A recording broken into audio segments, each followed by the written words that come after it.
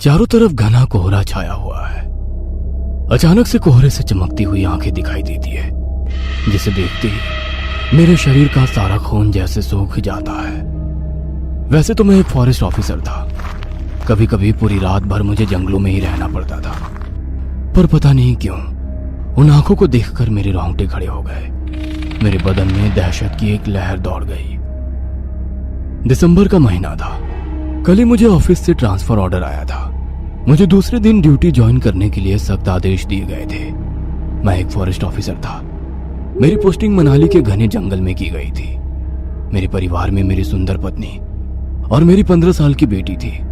अचानक आए transfer order ने मेरी पत्नी को विचलित कर दिया। आरती मेरी तरफ देखकर बोली, ये क्या है राहुल? अभी कुछ दिन पहले ही हम यहाँ शिफ्ट हुए थे। मैंने अपनी पत्नी से कहा, अरे हाँ, मैं एक फॉरेस्ट ऑफिसर हूँ। अचानक आए ट्रांसफर ऑर्डर को मैं भी समझ नहीं पा रहा हूँ। जरूर ही इसकी कोई वजह रही होगी। हमें कल ही निकलना होगा। लेकिन इतनी जल्दी हम वहाँ पर रहेंगे कहाँ? घर का इंतजाम इतनी जल्दी कहाँ से होगा? अरे उसकी तुम चिंता मत करो। सरकार ने मुझे वहाँ रहने के लिए एक घर दे दिया है, तो घर ढूंढने की हमें दिक्कत नहीं होगी। दूसरे दिन मैं अपनी पत्नी और बेटी को लेकर अपनी कार से मनाली की ओर रवाना हो गया। मनाली तक पहुंचते पहुंचते शाम हो चुकी थी। मुझे सुनसान एरिया में घर दिया गया था, जहां से शहर कम से कम 10 किलोमीटर दूर पड़ता था। चारों तरफ कोहरा फैल चुका था। ठंड अपनी चरम सीमा पर आ चुकी थी। मैं अपनी कार से बाहर निकलकर उस घर को गौर से देखने लगा। पता नहीं क्यों मुझे उस घर को देखकर बड़ा अजीब सा महसूस हो रहा था। मैं सोच रहा था कि ऊंची पहाड़ी के घने जंगल के बीच आखिरकार ये घर किसने और क्यों बनवाया होगा। तभी अचानक मुझे कोहरे में दो चमकती हुई आंखें दिखाई दी। वैसे तो मैं एक फॉरेस्ट ऑफिसर था। कभी कभी रात भर जंगलों में ही रह चुका था, पर पता नहीं क्यों उन आंखों को देखकर मेरे रोंगटे खड़े हो गए। मेरे बदन में दहशत की एक लहर दौड़ गई। अचानक पीछे से मेरी पत्नी ने मेरे कंधे पर हाथ रखा। मैंने घबराकर पीछे की ओर देखा। अब क्या इस घर को ऐसे ही घूरते रहोगे या अंदर भी चलोगे? कितनी बार कहा है ऐसी नौकरी मत किया करो।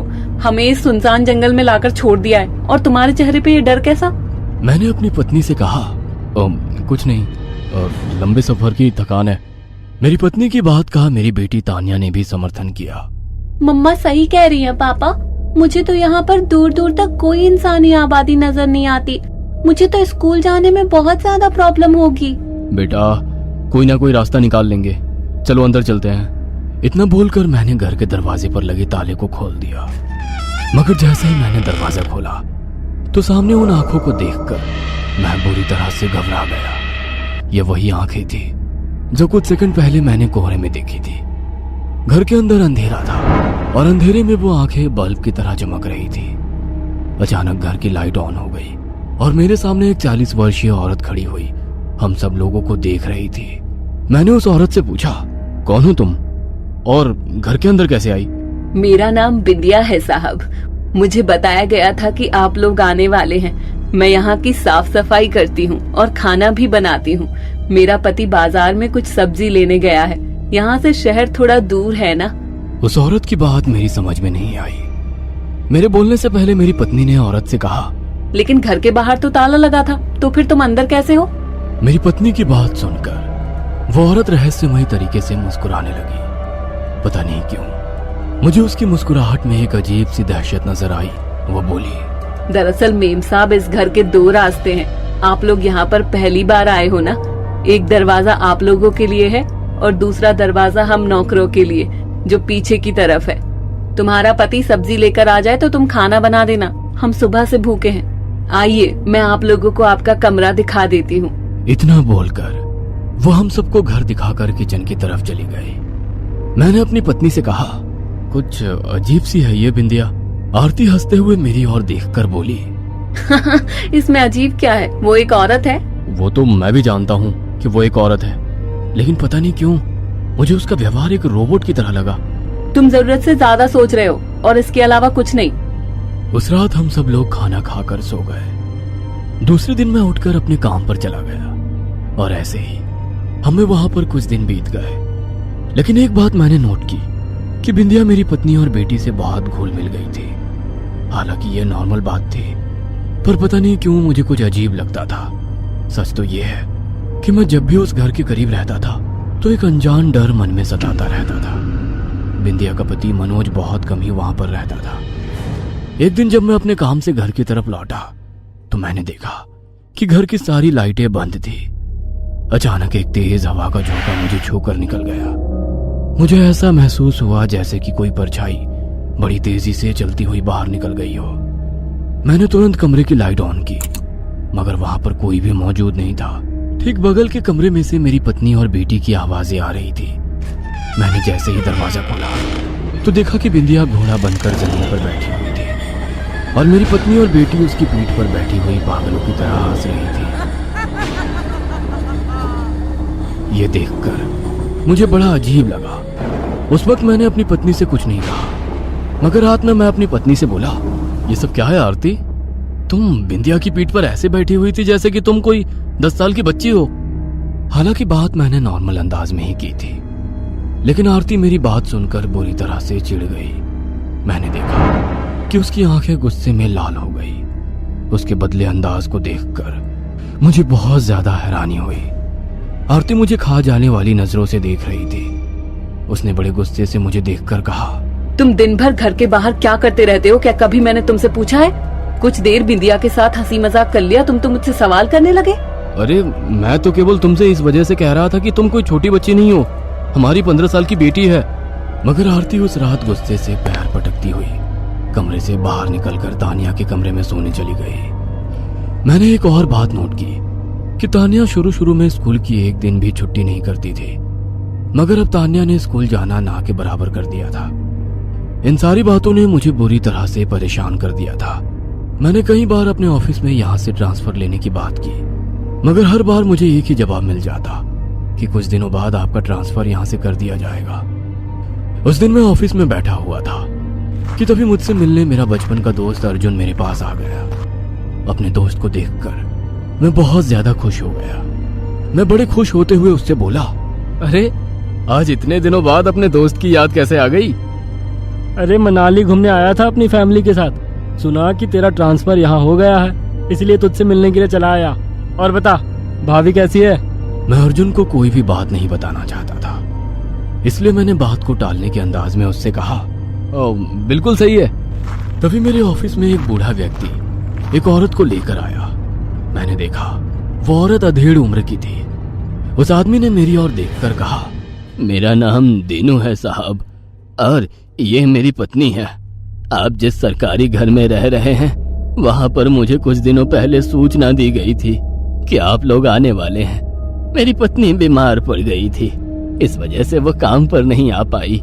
दीनू की बात सुनकर मुझे 440 वोल्ट का झटका लगा। मैं एक झटके में अपनी कुर्सी से उठकर खड़ा हो गया और दीनू की ओर गौर से देखकर बोला, तुम कहना क्या चाहते हो? मेरी बात सुनकर वो बूढ़ा इधर उधर देखने लगा और हकलाते हुए हाथ जोड़कर बोला, सच तो ये है बाबू साहब कि अभी अभी मैंने जो कुछ बोला था वो झूठ बोला था। मुझे माफ करना। दरअसल आप जिस घर में रह रहे हैं वो इस सारे इलाके में भूतिया घर के नाम से मशहूर है। तमाम अफसर वहां पर आए और चले गए, बेचारे बहुत से तो लापता हो गए। इसी वजह से मेरी पत्नी वहां पर काम करते हुए घबराती है, लेकिन पेट की आग भी बुझानी है साहब। मजबूरी में आज मुझे अपनी पत्नी को लेकर आना ही पड़ा। 5 साल से तो वो घर बंद ही पड़ा है।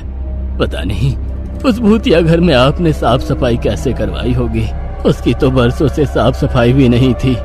उसकी बात सुनकर मैंने बेचैनी में उसकी ओर देखकर कहा, लेकिन वहां पर तो पहले से ही नौकरानी मौजूद है, बिंदिया नाम है उसका, और वो तो मेरी पत्नी के साथ बहुत घुल मिल गई है। बिंदिया का नाम सुनकर दीनू का चेहरा डर से पीला पड़ गया और उस अधेड़ उम्र की औरत की आंखें खौफ से फट गई। दीनू डरते हुए कपकपाती आवाज में बोला, ऐसा कैसे मुमकिन हो सकता है साहब? बिंदिया को तो मरे हुए 25 साल हो गए। क्या बकवास कर रहे हो तुम? जी साहब, मैं गलत नहीं कह रहा। बिंदिया आज से 25 साल पहले अपने पति मनोज के साथ वहां पर काम करती थी। शादी के कई सालों बाद भी उसकी कोई औलाद नहीं हुई और इसीलिए उसने और उसके पति ने काला जादू का सहारा लेना शुरू कर दिया। शैतान को खुश करने के लिए दोनों ने निर्दोषों की बलि देना शुरू कर दिया। जब इस बात का पता यहाँ के अफसरों को लगा तो उन्होंने मनोज और बिंदिया को जिंदा जमीन में दफना दिया। साहब, उन दोनों की कब्र आज भी उसी घर के पीछे झाड़ियों में मौजूद है। दिनों की बात सुनकर मैं पूरी तरह से घबरा गया। मेरे दिमाग में सारी बात आईने की तरह साफ हो चुकी थी। मैं बगैर देरी किए हुए ऑफिस से बाहर निकल गया और मैंने अपनी कार स्टार्ट करके पूरी रफ्तार से घर की ओर बढ़ा दी। आसमान में काली घटा छाई हुई थी, जोरों से बारिश होने लगी थी। कुछ ही देर के बाद मैं घर पहुंच गया, मगर जैसे ही मैं घर के अंदर पहुंचा मैंने देखा कि घर में सन्नाटा पसरा हुआ था। चारों तरफ मकड़ी के जाल फैले हुए थे। गंदे सोफों को देखकर ऐसा मालूम होता था जैसे कि बरसों से उस घर में किसी ने कदम ही ना रखा हो। तभी मुझे मेरी बेटी और मेरी पत्नी की हंसी की आवाज सुनाई दी।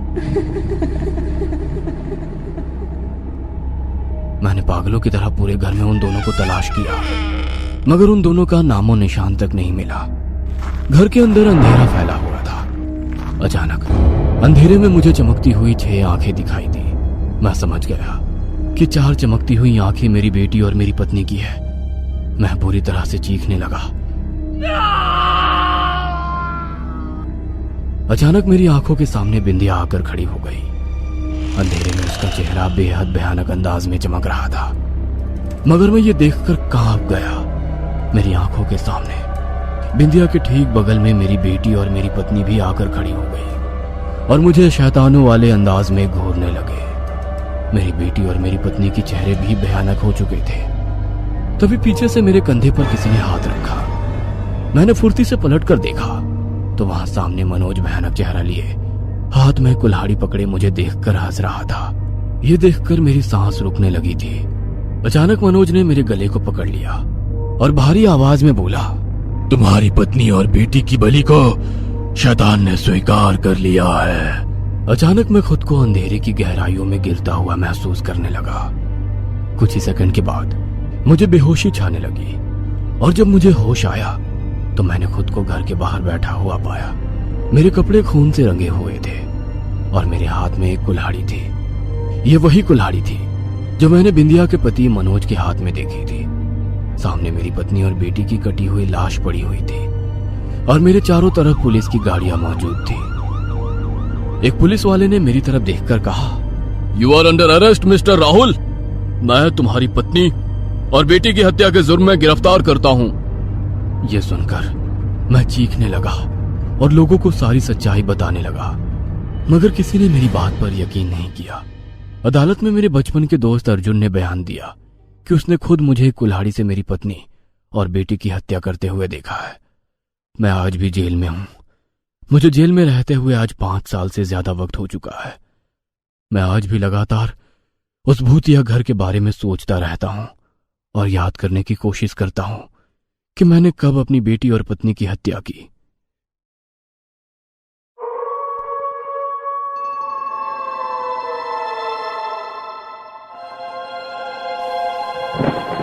अंधेरे जंगल में सिराज खड़ा हुआ है और उसके सामने उसके बेटे की लाश है।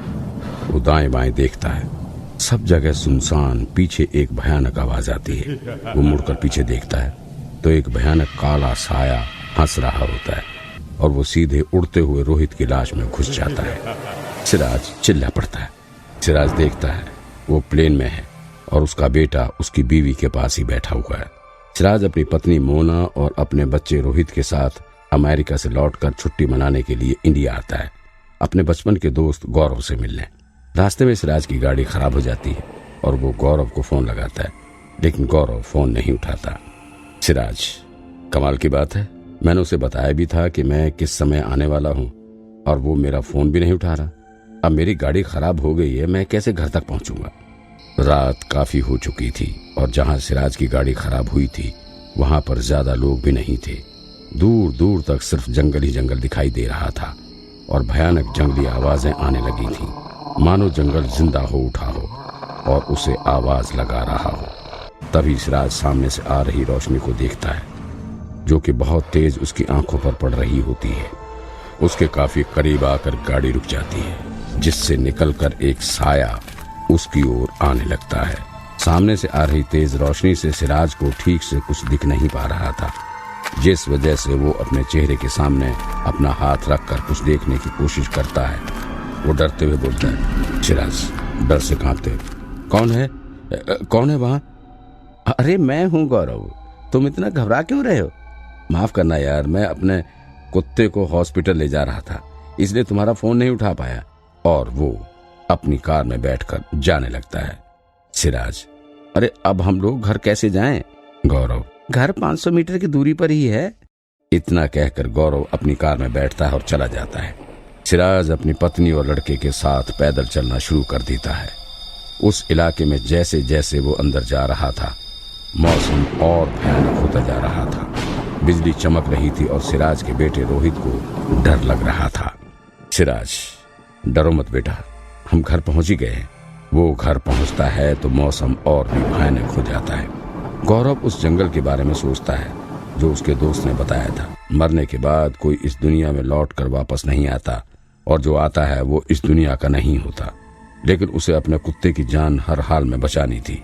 सिराज अपने घर की बालकनी में बैठा हुआ गांव के बारे में सोच रहा था। पहाड़ों के बीच बसा हुआ वो बहुत ही छोटा गांव था, जहां सिराज अपने बचपन में अपने माँ बाप के साथ रहा करता था। आधी रात को वो देखता है गौरव को कार से उतरते हुए, और वो सीधे अपने घर के अंदर चला जाता है, लेकिन उसका कुत्ता कहीं दिखाई नहीं देता। गौरव का मुंह भी उतरा हुआ था। सिराज को लगता है कि उसका कुत्ता मर गया है। सुबह होते ही सिराज और गौरव दोनों मिलते हैं। सिराज, अरे गौरव, तू ठीक तो है ना? तेरा कुत्ते का नाम सुनते ही गौरव और परेशान हो जाता है। हाँ, उसे डॉक्टर ने कहा है कुछ दिन आराम करने के लिए। वैसे कितनी दूर है जानवरों का अस्पताल यहाँ से? है थोड़ी दूर। वो सब छोड़, आजा अपने बचपन की यादों को ताजा कर लेते हैं। गौरव सिराज का बचपन का दोस्त था। वो उसी गांव में रह रहा था। वो उसे दिन भर पूरा गांव घुमाता है और रात में दोनों गौरव के घर आ जाते हैं।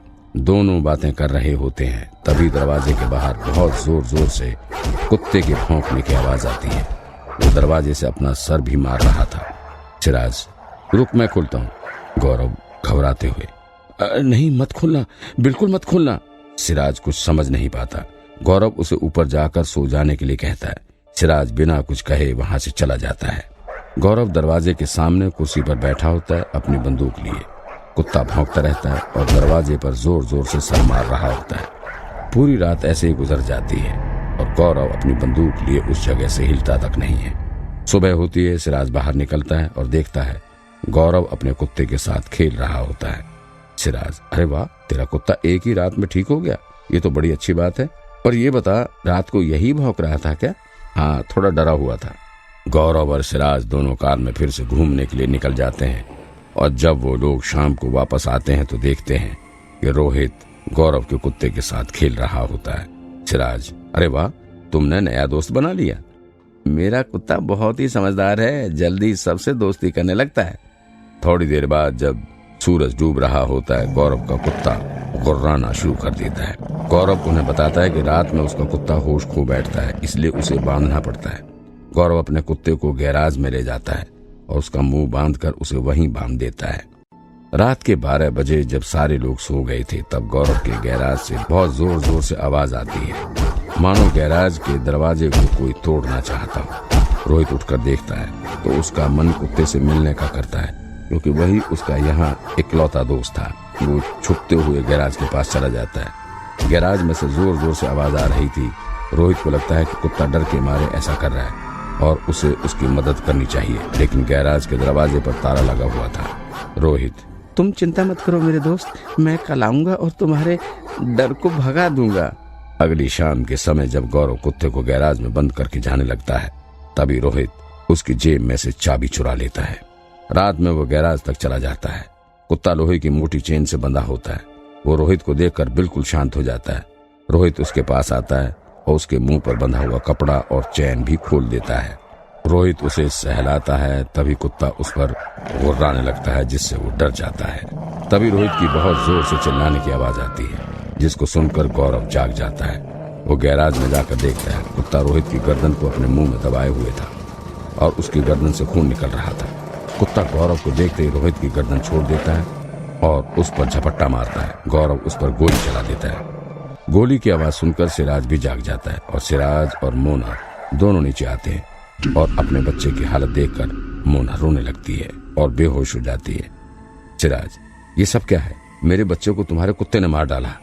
गौरव, देखो उसकी गर्दन पर थोड़े निशान हैं, इसे हॉस्पिटल ले जाना होगा। गौरव और सिराज रोहित को गाड़ी में बैठाकर हॉस्पिटल चले जाते हैं। मोना घर पर बाकी लोगों के साथ रुक जाती है। सिराज जब अपने बेटे को हॉस्पिटल ले जाता है तो डॉक्टर उसे मरा हुआ घोषित कर देते हैं। सिराज गौरव से लड़ने लगता है। तेरी वजह से मेरा बच्चा मर गया, मैं तुझे जिंदा नहीं छोड़ूंगा। वो गौरव को बहुत मारता है, मार मार के अधमरा कर देता है। गौरव, देख सिराज, एक रास्ता है जिससे तेरा बच्चा वापस जिंदा हो सकता है। सिराज, मेरा बच्चा मर चुका है, मैं तुझे जिंदा नहीं छोड़ूंगा। मेरा कुत्ता भी मर चुका था लेकिन मैंने उसे जिंदा किया।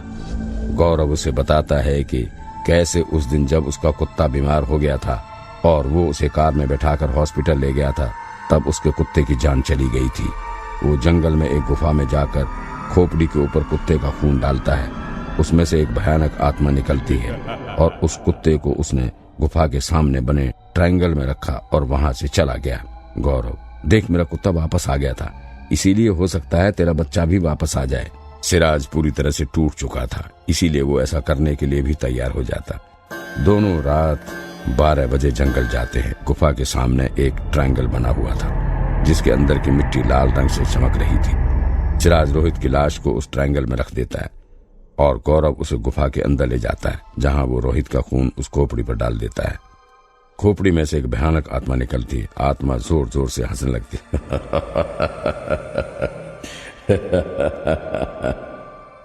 आज इंसान आया है मेरे लिए। और वो आसमान में चली जाती है।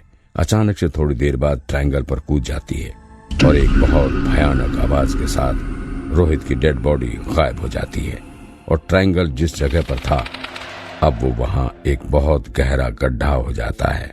गौरव, अब हमें यहाँ से चलना चाहिए। दोनों घर वापस आ जाते हैं और सिराज मोना को ये बताता है कि उनका लड़का हॉस्पिटल में एडमिट है। गौरव अपने कुत्ते को अपने घर के पीछे गाड़ देता है।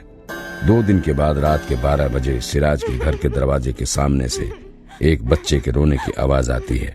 मोना जाग जाती है और सिराज भी। सिराज, तुम यहीं रुको, मैं देख कर आता हूँ। सिराज नीचे जाता है और सामने अपने लड़के को खड़ा हुआ देखता है तो उसे विश्वास नहीं होता। वो खुशी से उसे गले लगा लेता है। रोहित की आंखें भयानक लग रही थी, वो दांत किटकिटा रहा था, उसके पूरे शरीर पे मिट्टी लगी हुई थी। तभी उसे गौरव की बात याद आती है और वो उसके हाथ बांध देता है और उसके मुंह पर पट्टी बांधकर उसको किचन में सुला देता है। मोना पानी पीने के लिए किचन में जाती है और रोहित को देखती है। वो उसे गले से लगा लेती है और उसका मुंह और हाथ खोल देती है। रोहित की आंखें लाल थी और वो एक भयानक आवाज में कहता है, पापा ने मेरे साथ ऐसा किया है। मोना उसे अपने साथ बेडरूम में लेकर आती है और सिराज को जगाती है और उसके साथ लड़ाई शुरू कर देती है। दोनों सीढ़ियों के पास लड़ रहे थे। दोनों बहस कर ही रहे होते कि तभी पीछे से रोहित मोना को धक्का दे देता है। वो लुढ़कती हुई नीचे गिर जाती है। सिराज, ये क्या किया तुमने? सिराज मोना को उठाने के लिए नीचे जाता है। वो चोट लगने की वजह से मर चुकी थी। रोहित धीरे धीरे सीढ़ियों से नीचे आने लगता है। सिराज, मैं तुझे जिंदा नहीं छोड़ूंगा, तू मेरा बेटा नहीं हो सकता। सिराज उसका गला दबाने लगता है। तभी वो देखता है कि रोहित की नाक से एक कैंचुआ बाहर आ रहा था। वो उसे देखकर घिन से अपने हाथ वापस खींच लेता है। रोहित हंसते हुए उसका हाथ पकड़ता है और अपने सीने पर रख लेता है। रोहित का दिल नहीं धड़क रहा था। सिराज ये देखकर मानो वहीं जम गया हो। रोहित, क्या हुआ पापा? इतना कहते हुए वो अपना हाथ सिराज के दिल पर रखता है। सिराज का दिल बहुत जोरों से धड़क रहा था, फिर धीरे धीरे वो भी धड़कना बंद हो जाता है। तभी गौरव के घर से गोली चलने की आवाज आती है और एक भयानक चीख की आवाज आती है। धीरे धीरे रोहित गौरव के घर की ओर बढ़ता है और दरवाजे पर देखता है गौरव की लाश, उसके गले में अपने दांत गाड़े हुए उसका कुत्ता। रोहित, आओ चलो हम खेलते हैं मेरे दोस्त। गौरव की बंदूक हाथ में लेकर रोहित कुत्ते को सहलाते हुए घर के बाहर बारिश में निकल जाता है।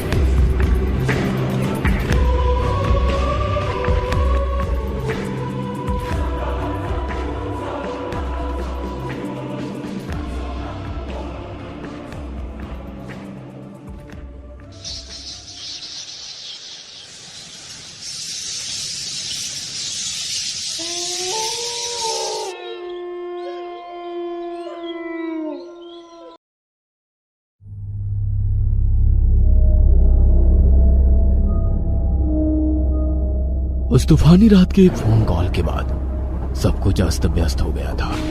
कई जिंदगियां बदल गई थी, लेकिन आज तक सच्चाई का किसी को भी पता नहीं लगा है। घर में थोड़ा अंधेरा भी था और बिल्कुल सन्नाटा।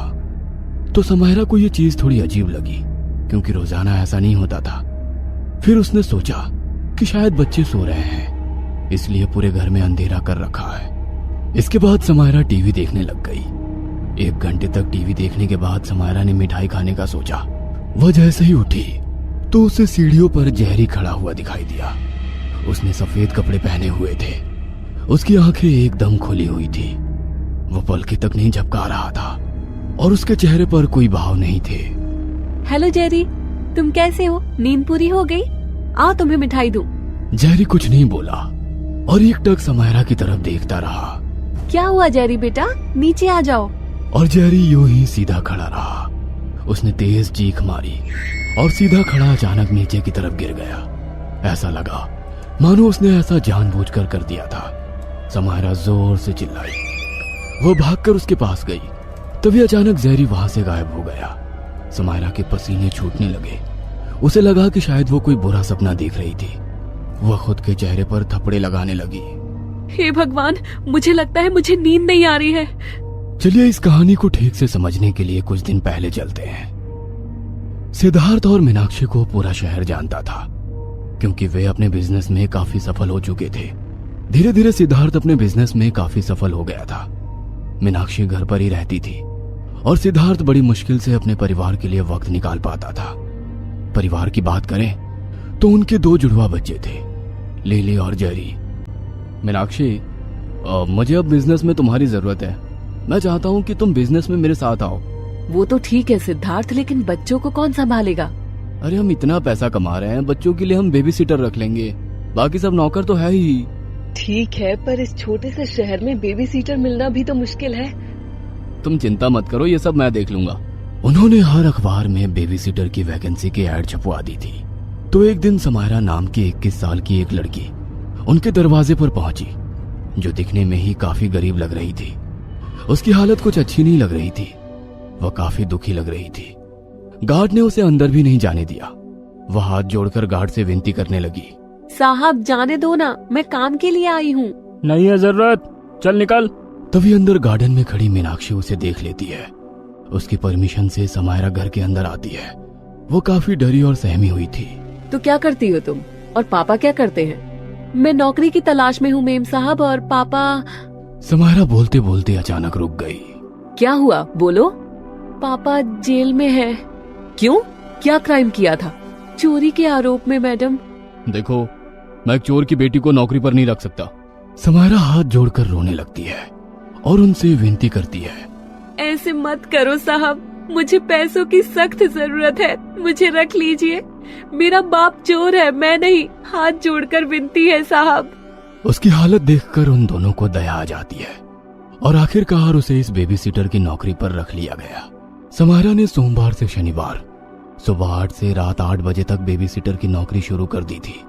उसे वहां अच्छे पैसे मिलते थे, अच्छा खाना पीना भी मिलता था। समायरा इस नौकरी से काफी खुश थी और वो पूरी लगन के साथ नौकरी कर रही थी। वो दोनों अपने काम में बेहद बिजी थे। उन दोनों के पास संडे के अलावा बच्चों को संभालने का वक्त नहीं मिलने वाला था। अब सिद्धार्थ और मीनाक्षी मिलकर बिजनेस संभालने लगे। एक दिन सिद्धार्थ के घर उसका दोस्त और बिजनेस पार्टनर रोमिल अपनी शादी का कार्ड देने आता है।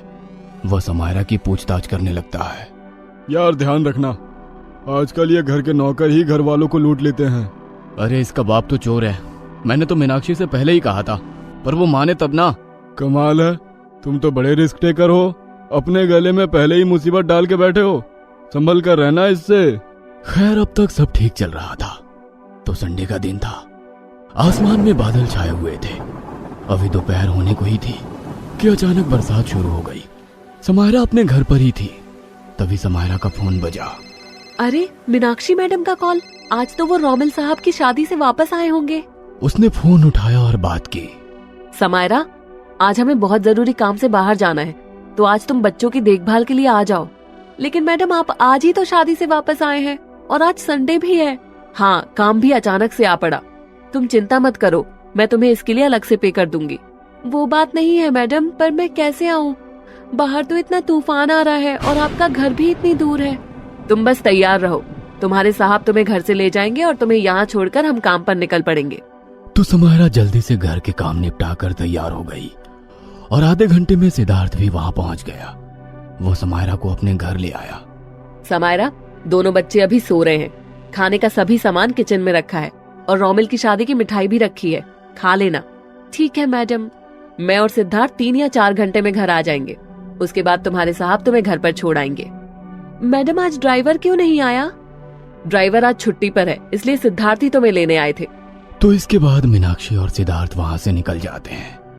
वापस से आज का दिन। अब तक समायरा बहुत डर चुकी थी। तभी उसे किचन में बर्तन और पानी की आवाज आने लगी। अब ये किचन में बर्तन की आवाज क्यों आ रही है? लगता है कोई बिल्ली आ गई है। वह किचन की तरफ जाने लगी तो समायरा ने देखा कि किचन में शेल्फ के ऊपर चढ़कर लिली सिंक के पास बैठी थी और बर्तन धो रही थी। समायरा को लिली की पीठ दिखाई दे रही थी। उसके लंबे बाल बिखरे हुए थे। सिर्फ पानी और बर्तन की आवाज आ रही थी। अरे लिली, ये काम तुम क्यों कर रही हो बच्चे? तुम अभी बहुत छोटी हो और तुम यहाँ ऊपर कैसे चढ़ गई? लेकिन लिली ने कोई जवाब नहीं दिया। समायरा और नजदीक गई तो देखा कि नल में से पानी की जगह खून बह रहा था। और जैसे ही लिली ने उसकी तरफ देखा, लिली का चेहरा बिल्कुल वैसा ही था जैसे जेरी का था। चेहरे पर कोई भाव नहीं था और आंखें एकदम फटी हुई थी। चेहरे पर पूरा गुस्सा था। समायरा का दिल मानो गले में आ गया। अचानक से पीछे हट गई और दीवार से टकराई। वो बहुत ज्यादा डर गई थी। तभी लिली ने खून से भरा एक गिलास समायरा के चेहरे पर फेंक दिया और समायरा पूरी खून से लथपथ हो गई और पागलों की तरह चिल्लाने लगी। लेकिन उसकी हिम्मत नहीं हुई कि वो वहां से हिल सके। वो आंखें बंद करके सिर्फ चिल्लाती रही कि तभी एकदम शांति छा गई। जब उसने अपनी आंखें खोली तो देखा कि ना तो वहां पर लिली थी, ना ही कोई बर्तन और ना ही उस पर कोई खून। समायरा के साथ यह सब क्या हो रहा था उसे समझ में नहीं आ रहा था। समायरा उस घर से जाने का सोच ही रही थी, लेकिन वो चाहकर भी वहां से जा नहीं सकती क्योंकि बच्चों की जिम्मेदारी उसी पर थी। फिर उसने खुद को शांत किया और वापस जाकर सोफे पर बैठ गई। तभी उसे ऊपर से किसी के भागने की आवाज आने लगी। मुझे लगता है इस घर में कोई चोर घुस गया है। जेरी और लिली के कमरे ऊपर थे और सिद्धार्थ और मीनाक्षी का एक कमरा ऊपर भी था और नीचे भी। वह जल्दी से सीढ़ियां चढ़ते हुए ऊपर गई। तभी उसे जेरी भागते हुए दिखाई दिया। वह भागते हुए अपने कमरे में चला गया। जेरी, कहाँ भाग रहे हो? इधर आओ बच्चे। लेकिन जेरी ने जल्दी से अपने कमरे का दरवाजा बंद कर लिया और समायरा लिली के कमरे में चेक करने के लिए गई। उसने देखा कि वो कमरा बिल्कुल खाली था तो वो हैरान हो गई क्योंकि मीनाक्षी मैडम कहकर गई थी कि लिली सो रही है, लेकिन वो अपने कमरे में नहीं थी। फिर उसने सोचा कि शायद वो अपने भाई जेरी के कमरे में सो रही होगी। वो दोबारा से जेरी के कमरे की तरफ गई और इस बार वो कमरा खुल भी गया, पर वहां पर कोई नहीं था। फिर वो बाथरूम में चेक करने के लिए गई तो उसके पैरों तले जमीन खिसक गई। वहां का भयानक नजारा देखकर वो हिल गई। वो जोर से चिल्लाई। बाथरूम में लिली और जेरी पानी वाले टब में डूबे हुए थे। वह बिल्कुल सफेद पड़ चुके थे। उनकी आंखें खुली हुई थी। चेहरे पर वही भाव थे जो थोड़ी देर पहले समायरा ने देखे थे।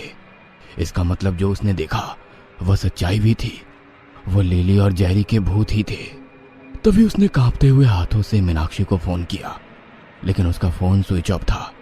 फिर उसने सिद्धार्थ को फोन किया और उसका भी फोन बंद था। वह बहुत डर गई। अगर बच्चे जिंदा नहीं है तो वो भागने की आवाज किसकी आ रही थी? कहीं उनका कातिल यही तो नहीं छुपा हुआ? हे भगवान। समायरा ने जल्दी से पुलिस को कॉल करके सारी बात बताई। पुलिस के आने से पहले वो सिद्धार्थ और मीनाक्षी के कमरे में चेक करने गई और उसने हाथ में एक डंडा और टॉर्च लिया हुआ था क्योंकि वहां काफी अंधेरा था। उसे लगा कि कातिल को देखते ही वो उस पर डंडे से वार करेगी। जैसे ही उसने सिद्धार्थ और मीनाक्षी का कमरा खोला, उसके होश उड़ गए। वो चिल्लाई। सिद्धार्थ और मीनाक्षी वहां बेड पर पड़े थे। उन दोनों के मुंह से झांक निकल रहा था। उनकी भी आंखें बिल्कुल वैसे ही खुली थी। उसे समझ में नहीं आ रहा था। वो डर से कांप रही थी। ये दोनों भी मर चुके हैं, तो अभी दोपहर के वक्त सिद्धार्थ साहब मुझे कैसे लेने आए? वो पूरी तरह से उलझ गई थी। अचानक से उस कमरे का दरवाजा धीरे धीरे खुलने लगा। समायरा एकदम चौकन्नी हो गई। समारा ने एक हाथ में अपना टॉर्च दरवाजे की तरफ कर दिया और दूसरे हाथ में डंडा जोर से पकड़ लिया। तभी वह दरवाजा एकदम से पूरा खुल गया और वहां सामने पुलिस खड़ी थी। समारा ने सारी बात पुलिस को बताई कि वो उस घर में एक बेबी सीटर का काम करती है और आज संडे के दिन मीनाक्षी ने उसे फोन किया था क्योंकि उन्हें बाहर जाना था और आज वो बच्चों को देखने आई थी। पुलिस ने उसकी बात सुनी और फिर उसका फोन चेक किया। उसके फोन में मीनाक्षी के फोन से बात हुई थी, ये तो सच था, लेकिन पुलिस को उस पर शक होने लगा कि उसी ने इन सब का कत्ल किया है क्योंकि समारा के पापा चोर थे। परिवार की हिस्ट्री भी ऐसी थी जिसकी वजह से समारा की बात पर विश्वास नहीं किया जा रहा था। मैंने कुछ नहीं किया सर। अगर मैंने ऐसा किया होता मैं आपको फोन क्यों करती? आप चाहे तो सीसीटीवी फुटेज चेक कर लीजिए। पुलिस ने सीसीटीवी फुटेज चेक किए, लेकिन दुर्भाग्य से सीसीटीवी बंद थे। वो पहले से ही बंद कर दिए थे। पुलिस को विश्वास हो गया कि समारा ने ही कैमरे बंद किए होंगे। कुछ दिनों में पोस्टमार्टम रिपोर्ट में एक नया मोड़ आया जिससे पता लगा कि उन सब की मौत जहर से हुई है और ये जहर एक मिठाई में था। समारा ने उनको बताया कि इस हादसे के एक दिन पहले वो अपने दोस्त रोमिल की शादी में गए थे और वहीं से मिठाई लाए थे। छानबीन में पता लगा कि रोमिल ने उन्हें जहर वाली मिठाई दी थी क्योंकि वो सिद्धार्थ और उसके परिवार को खत्म कर देना चाहता था, क्योंकि सिद्धार्थ और मीनाक्षी की मौत के बाद वो पूरे का पूरा बिजनेस हड़प सके। वो उनकी तरक्की से काफी जलता था। पुलिस ने समारा को छोड़ दिया था। अब वो सुरक्षित थी और इस केस का मुजरिम रोमिल जेल में था।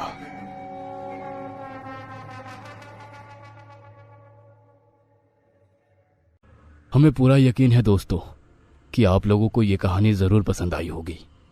अगर आपके साथ भी कुछ ऐसे अनकहे किस्से हो चुके हैं तो प्लीज हमारे साथ शेयर करें। हम जरूर अपने चैनल पर उनको दिखाएंगे। हमारी ईमेल आईडी नीचे डिस्क्रिप्शन बॉक्स में दी गई है, तो प्लीज हमारे वीडियो और चैनल को शेयर एंड सब्सक्राइब करें और बने रहे हमारे साथ ऐसे ही अनकहे किस्से और कहानियां सुनने के लिए।